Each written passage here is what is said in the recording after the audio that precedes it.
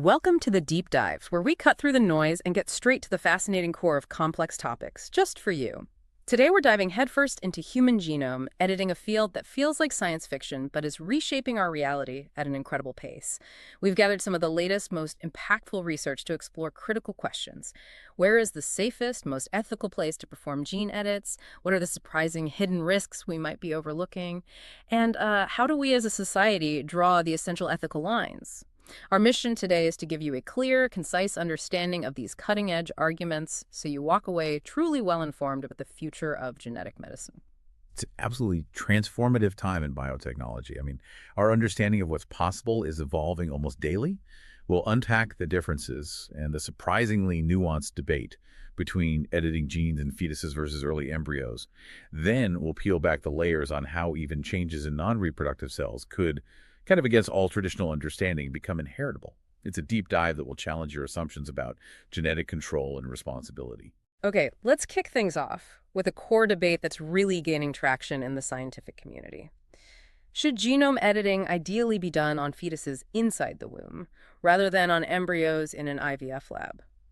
There's a compelling case emerging for fetal genome editing as maybe a potentially superior approach. Right. What recent research highlights is that fetal genome editing isn't just presented as an alternative to working with IVF embryos.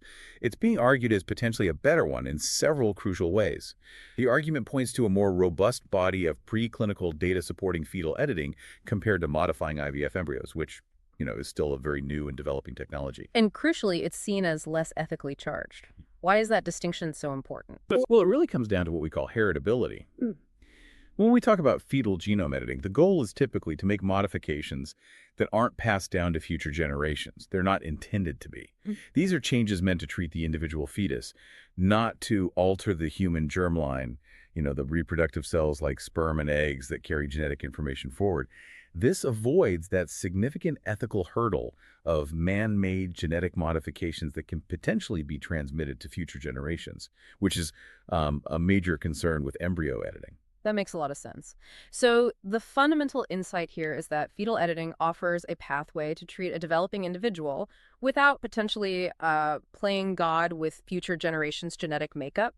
It shifts the ethical focus dramatically. Precise. But beyond that, what are some of the practical, maybe biological disadvantages if we choose to edit embryos instead? Yeah, you've hit on it. There are three significant biological challenges that really stand out from the research. One, DNA repair efficiency. Cells in early human embryos are surprisingly much less efficient at repairing the DNA breaks caused by gene editing tools like CRISPR-Cas9 compared to the more developed cells you find in a fetus. This inefficiency means there's a higher chance of permanent, potentially harmful, and crucially heritable changes in the embryonic genome. Plus, the editing tools themselves, like the Cas9 protein, can sometimes remain active for longer in these early cells. That can lead to variable genetic modifications within the embryo, something called mosaicism. Mosaicism, like a patchwork effect. Exactly. Imagine trying to fix a wall with a hammer that keeps swinging wildly even after you hit the nail. That's sort of what can happen. Some cells get edited, some don't. Some get edited differently. And studies have also reported more off-target effects edits in the wrong places in early embryos than in more mature cells. Okay, so repair is less reliable. What's the second challenge? Screening and error elimination. This is a huge one. It's incredibly difficult to check for and correct any editing errors in a pre-implantation embryo. An embryo at that stage has very few cells. You can't really take them apart for genetic testing without destroying its viability. Think of trying to debug a tiny complex circuit without being able to touch the components. It's sort of like that. Right, you can't really quality check it easily. Exactly. In contrast, from a fetus in utero, using advanced techniques like, say, keyhole surgery with a fetoscope, you can extract hundreds, even thousands of cells. These can then be cultured in the lab to produce millions of cells for really thorough screening. That gives you a much better chance to catch and understand any unintended changes. Okay, so better quality control. And the third point? Targeting precision. A fetus is significantly more developed than a pre-implantation embryo. Many major tissues and organs have already formed. This maturity allows for far more precise targeting of the genome editing to specific tissues or cell types. That dramatically reduces potential side effects on the entire organism. You can even potentially deliberately avoid touching the germline cells, the ones that would form sperm or eggs, to prevent modifications from being passed on. There's actually some promising research showing fetal genome editing being used to treat congenital brain disease in utero, even restoring function for conditions like Angelman syndrome. Wow. So, if I'm understanding correctly, the fetus provides more developed, more accessible, and ultimately a potentially safer environment for genome editing. It sounds like a far better strategy for correcting genetic defects while minimizing those long-term heritable risks and unknown effects. That's a perfect summary, yeah. Yeah. The precision and safety advantages are potentially quite profound. But just when we think we've mapped out the territory, new research throws a fascinating curveball. This next piece of research complicates our understanding even further. It suggests that even edits to somatic cells, the non-reproductive cells we just discussed as being safe from heritable changes, could, under specific circumstances, actually become heritable. It's like finding a secret back door to the germline. This is where it gets truly mind-bending, yeah. For a long time, the debate around heritable genetic changes focused almost exclusively on direct modifications to sperm, eggs, or early embryos. That was the focus. But as you said, new technology platforms are revealing that even genome editing performed on somatic cells, those non-reproductive cells that make up almost every part of your body, like skin or liver cells, can potentially be transmitted to future generations. It's unexpected. Wait, hold on. How can a skin cell or a liver cell, a somatic cell, end up affecting the germline, the eggs or sperm? That sounds genuinely revolutionary. It is. It really is. And scientists have identified several emerging pathways for how this could happen. First, there's induced pluripotent stem cells, iPSCs, and in vitro gametogenesis. This builds on Nobel Prize-winning work showing that ordinary somatic cells, like a skin cell, can be reprogrammed back into a state much like an embryonic stem cell. These are the iPSCs. Think of iPSCs as a kind of blank slate. They can become almost any cell type. What's truly remarkable, and this is the key part, is that these iPSCs can then be coaxed in a lab dish to produce functional sperm and eggs. That process is called in vitro gametogenesis. It's already been done successfully with rats and mice, creating healthy, fertile offspring from these lab-made gametes. From skin cells originally. Essentially, yes, starting from somatic cells. While it hasn't yet been fully achieved with human cells to create offspring, the scientific consensus is that it's highly plausible, maybe even likely, in the near future. So let me get this straight. You could edit a skin cell, turn it into one of these versatile iPSCs, then grow that into a sperm or egg, and boom, suddenly that original somatic cell edit is heritable. That's astonishing. Precisely.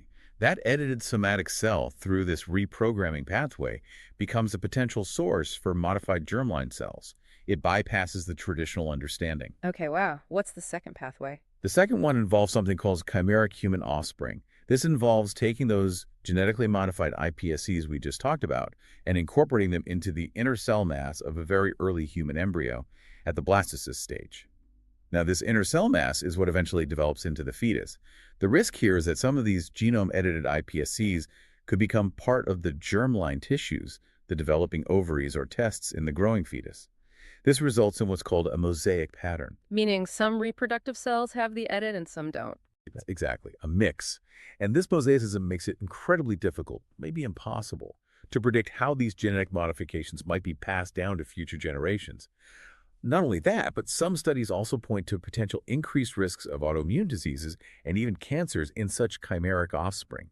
This has led to calls for global regulatory bans on using these mosaic, chimeric pre-implantation embryos in clinical assisted reproduction. Serious concerns there. Understandably. Okay, that's two pathways. What else?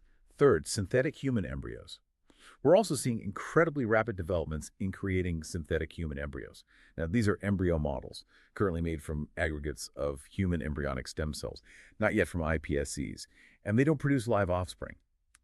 But they can display developing brains, beating hearts, foundational organ structures. It's quite amazing.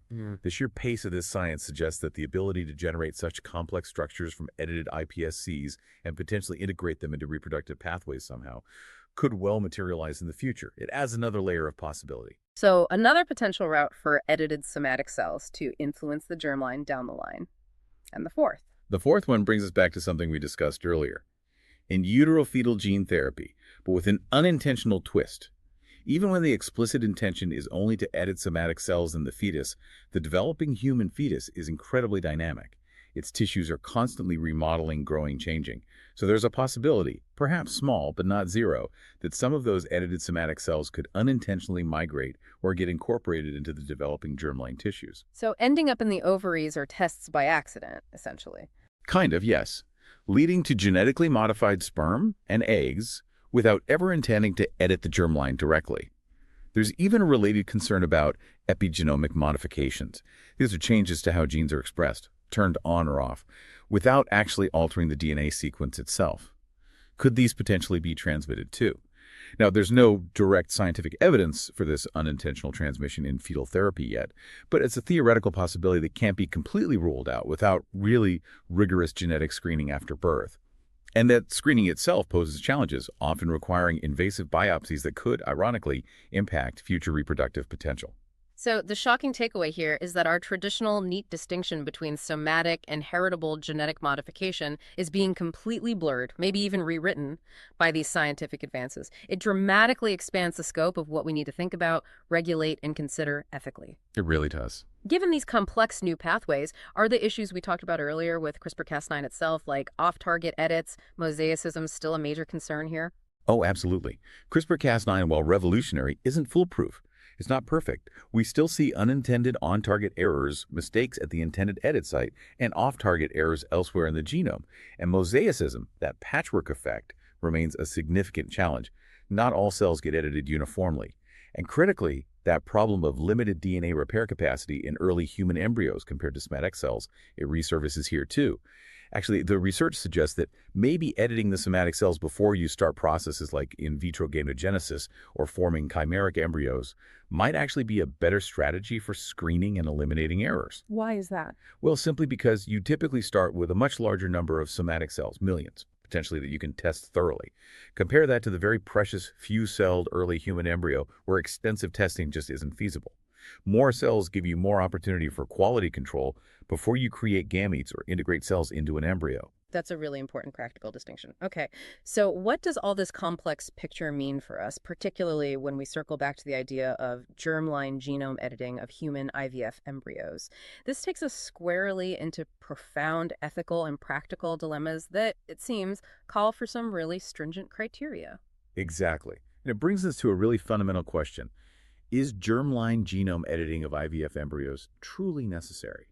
Unlike somatic cell gene editing, which might save the life or significantly improve the health of an existing sick patient, germline editing aims to prevent genetic diseases in future generations, in individuals who don't even exist yet. The primary driver often is the understandable desire for prospective parents who carry genetic mutations to have genetically related children who are unaffected by those conditions, rather than using alternatives like sperm or egg donation, embryo donation, or adoption. And that's where the controversy really flares up, isn't it? It forces us to weigh that desire against the substantial medical risks, especially when those alternatives do exist for many people. Precisely. Many clinicians and scientists argue it's just premature.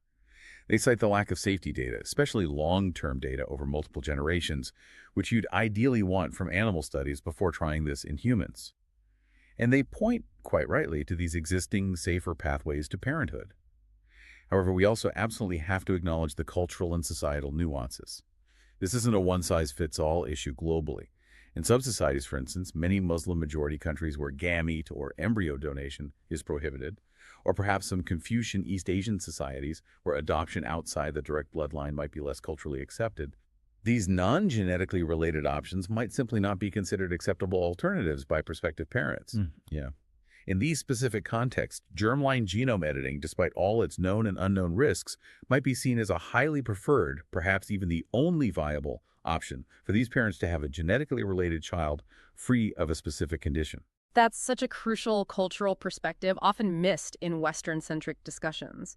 But even when considering those unique needs, the safety risks of using CRISPR-Cas9 in IVF embryos themselves are still incredibly significant, right? We can't just brush those aside. No, absolutely not. They are huge. And patients considering this must be counseled with the utmost rigor and honesty about these risks. The procedure is far, far riskier in IVF embryos than in somatic cells, precisely because any errors, any mistakes become heritable. They get locked into the gene pool. These risks include, as we've touched on, unintended on-target and off-target errors, mosaicism, even the accidental deletion of critical tumor suppressor genes or potentially entire chromosomes. That's been observed. Alarmingly, there's also evidence suggesting a risk of insertions of mobile DNA elements, bits of DNA that can jump around the genome, which could potentially cause cancer down the line. Wow, that's terrifying. It is. If these kinds of errors occur in an IVF embryo, the devastating long-term consequences could ripple down through countless generations. And again, remember that limited DNA repair capacity of those early embryo cells. It makes them particularly vulnerable to these kinds of mistakes becoming permanent. So, given these profound risks, what are the current alternatives people should be aware of, and what kind of strict criteria are being proposed for something as monumental, as potentially world-changing as germline genome editing of IVF embryos? All right. The discussion strongly emphasizes existing, mature, and much safer technologies like pre-implantation genetic testing, or PGT. There's PGT for monogenic disorders, specific single-gene diseases called PGTM, and PGT for chromosomal structural rearrangements like translocations, called PGTSR. These are well-established techniques. They allow clinics to screen embryos created through IVS and select unaffected embryos for transfer into the uterus without making any permanent genetic modifications to the embryo itself. You're selecting, not editing. So, using existing tech to choose the healthy embryos from the batch. Exactly. And of course, as we covered earlier, fetal gene therapy in utero, targeting somatic cells, is another potential alternative strategy for treating certain conditions after conception but before birth without the heritability issue. Okay, that makes perfect sense. So, let's talk about the stringent criteria then. If, hypothetically, clinical trials were to proceed, what are the key guardrails being proposed for ensuring incredibly cautious and judicious use? This seems absolutely critical. It is.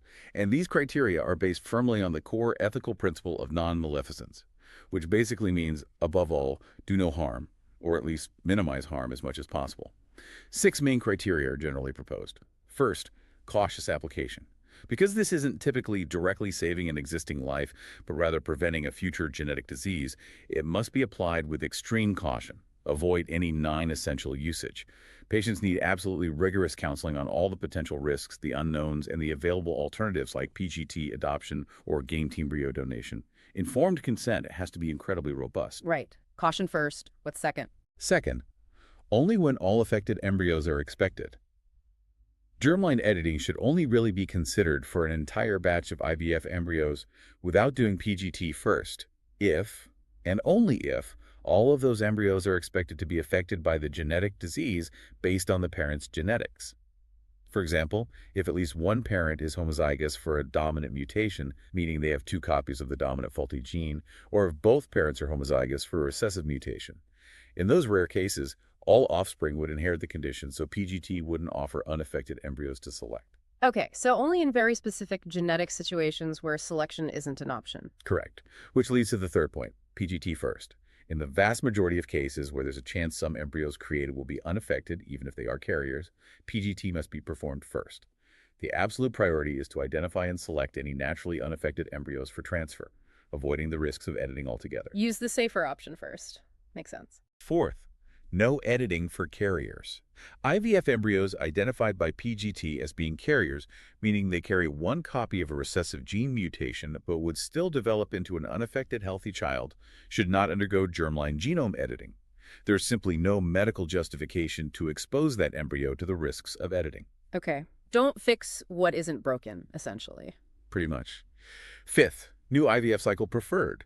If patients unfortunately don't conceive after transferring the available unaffected embryos identified through PGT, or if perhaps no unaffected embryos are found in a particular IVF cycle, they should be strongly encouraged to undergo another fresh IVF cycle to try and create more embryos before resorting to editing their remaining affected embryos from the first cycle. Try again with the established, safer methods first. Yes. Which brings us to the 6th and final point, last resort only. Only if a patient genuinely cannot produce any more unaffected embryos, in a subsequent fresh IVF cycle, perhaps due to factors like advanced maternal age or severely diminished ovarian reserves, making another cycle futile, only then could editing of the remaining affected embryos potentially be permitted. And even then, it should be viewed strictly as a last resort. Wow. That's a remarkably clear and frankly, quite restrictive framework. It seems to really balance the potential desperation some parents might feel with an absolutely unwavering commitment to safety and leveraging established alternatives first. Indeed. It tries to find that difficult balance. And the discussion around this concludes by emphasizing that while this technology is clearly nascent and carries significant risks, an outright complete global ban might inadvertently overlook those unique cultural needs we discussed, particularly in some non-Western societies. Also, from a purely utilitarian perspective, some argue that delaying this work indefinitely might simply mean more suffering in the world from preventable genetic diseases. It's a complex ethical equation. Absolutely. And there's that vital, often blurred distinction that needs crystal clear definition in any future legislation or guidelines. The line between using this technology for preventing serious genetic diseases, which most would classify as therapy, and using it for human enhancement. Right. Things like trying to increase IQ or athletic prowess or change physical appearance. Exactly. That boundary is incredibly fuzzy and something that requires intensive, ongoing global dialogue among doctors, scientists, bioethicists, policymakers, and the public. We've truly gone on a deep dive today, haven't we? Yeah. From the nuances of in utero fetal editing versus IVF embryo editing, all the way to uncovering those surprising, frankly, slightly scary new pathways where genetic modifications in somatic cells could unexpectedly become heritable. We've really grappled with the profound ethical and practical dilemmas that these incredible advancements present us with. Yeah, it's crystal clear that as these genome editing technologies hurtle forward at just an astonishing pace, our ethical frameworks, our societal discussions, and our regulatory guidelines are really working harder than ever just to keep up. It's a constant challenge. The stakes couldn't be higher, really, impacting not just individual lives today, but potentially the very genetic inheritance of all future generations. It's heavy stuff. It really is. So, for you, our listener, here's maybe a final provocative thought to ponder as we wrap up. Given these increasing possibilities, these expanding powers to modify our own genetic future, how do we ensure that we're making choices responsibly? Not just for this generation, but for all the generations yet to come, especially when those lines we talked about between therapy and enhancement, or even between somatic and germline changes, become increasingly blurred and harder to define. What responsibility do we actually bear for the unknown unknowns, the consequences that might only manifest much, much later in life for future offspring? Lots to think about there. Thank you for joining us on the deep dive. We hope this exploration has given you a richer understanding and maybe sparked many new questions for you to consider. We'll catch you next time.